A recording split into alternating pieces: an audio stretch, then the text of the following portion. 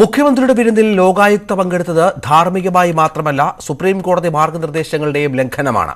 Judicial ഓഫീസർമാർ പുലർത്തേണ്ട ജാഗ്രതയും ധാർമ്മികതയും ലോകായുക്തയുടെയും ഉപലോകായുക്തയുടെയും ഭാഗത്തുനിന്ന് ഉണ്ടായിട്ടില്ലെന്നാണ് ആരോപണം.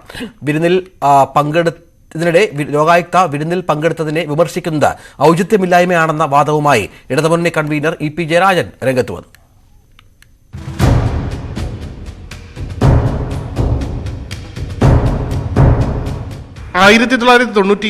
മെയ് 7 ചേർന്ന സുപ്രീം കോടതി ഫുൾ കോർട്ട് മീറ്റിംഗ് അംഗീകരിച്ച ജുഡീഷ്യൽ ജീവിതത്തിന്റെ മൂല്യങ്ങളുടെ പുനർപ്രസ്താവനയാണിത്. കുടുംബാംഗങ്ങൾ, അടുത്ത ബന്ധുക്കൾ, സുഹൃത്തുക്കൾ എന്നിവരൊഴികെ ആരിൽ നിന്നും ഒരു ജഡ്ജി ആതിഥ്യമോ ഉപകാരങ്ങളോ സ്വീകരിക്കാൻ പാടില്ല. ഇതിന്റെ ലംഘനമാണ് മുഖ്യമന്ത്രിയുടെ ഇഫ്താർ വിരുന്നിൽ പങ്കെടുത്തതോടെ ലോകായുക്തയും ഉപലോകായുക്തയും ചെയ്തതെന്ന് വ്യക്തം. പ്രത്യേകിച്ചും മുഖ്യമന്ത്രിക്കെതിരെ നിർണായകമായ പരാതി ലോകായുക്തയുടെ പരിഗണനയിൽ ഇരിക്കുന്ന സാഹചര്യത്തിൽ മുഖ്യമന്ത്രിയുടെ ഇഫ്താർ വിരുന്നിന്റെ ദൃശ്യങ്ങൾ പകർത്താൻ മാധ്യമങ്ങളെ അനുവദിച്ചിരുന്നില്ല.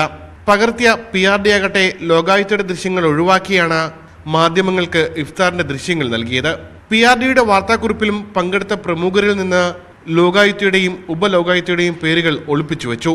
എന്നാൽ ലോകായുക്തയും ഉപലോകായുക്തയും ദീർഘനേരം ഇഫ്താർ നടന്ന ശങ്കരനാരായണൻ തമ്പി ലോഞ്ചിൽ ഉണ്ടായിരുന്നതായി മാധ്യമപ്രവർത്തകനായ കെ ശ്രീകുമാർ സാക്ഷ്യപ്പെടുത്തുന്നു.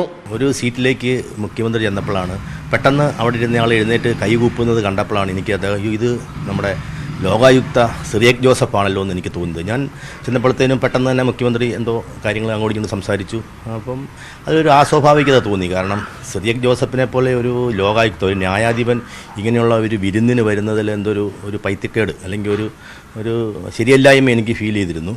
വിവാദ വിരുന്നിൽ പ്രതികരിക്കാൻ ലോകായുക്തയോ സർക്കാരോ ഇതുവരെ തയ്യാറായിട്ടില്ല. എന്നാൽ വിരുന്നിൽ പങ്കെടുത്ത ലോകായുക്തയെയും ക്ഷണിച്ച സർക്കാരിനെയും ന്യായീകരിച്ച് ഇടതുമുന്നണി കൺവീനർ രംഗത്തെത്തി. നീതിന്യായ രംഗത്തുള്ളവരും ഈ സമൂഹത്തിൽ ജീവിക്കുന്നവരാണ്.